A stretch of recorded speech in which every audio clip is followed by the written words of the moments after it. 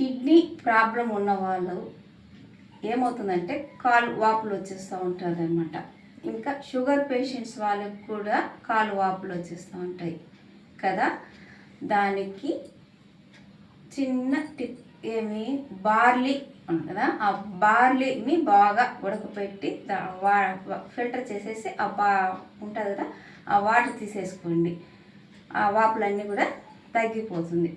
ఇంకొకటి మీకు ఇది అంటే మీ వల్ల చేయగలిగితే చేయండి.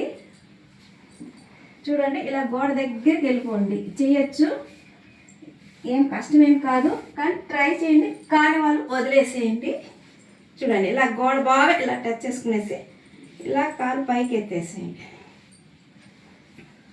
చూస్తున్నారా, ఈ బటక్స్ అనేది బాగా గోడకు ఆనించాలన్నమాట. అంతే. మోకాలు స్ట్రైట్ చేసుకొని అక్కడ కూడా కాలు ఆ ఫుట్ అనేది బాగా పెట్టుకొని స్ట్రైట్గా ఇలా మీరు 15 నిమిషాలు చేసినారంటే చాలు, మీకు ఆ కాలు వాపు అనేదే ఉండదు. చూడండి, ఇలా స్ట్రైట్గా పెట్టుకునేసి హ్యాపీగా మీరు పడుకొని చదువు, ఫోన్ చూసుకోవచ్చు, టీవీ చూసుకోవచ్చు హ్యాపీగా. దీనికంటే టైం ఇలా కూర్చోవడం లేదు. హ్యాపీగా టీవీ చూసుకోవచ్చు, మొబైల్ చూసుకోవచ్చు, మీ ఇష్టం ఏదైనా చేసుకుంటే చేసినట్లు కూడా ఉండదు, వాపు అనేది ఉండదు అనమాట. ట్రై చేసి చూడండి.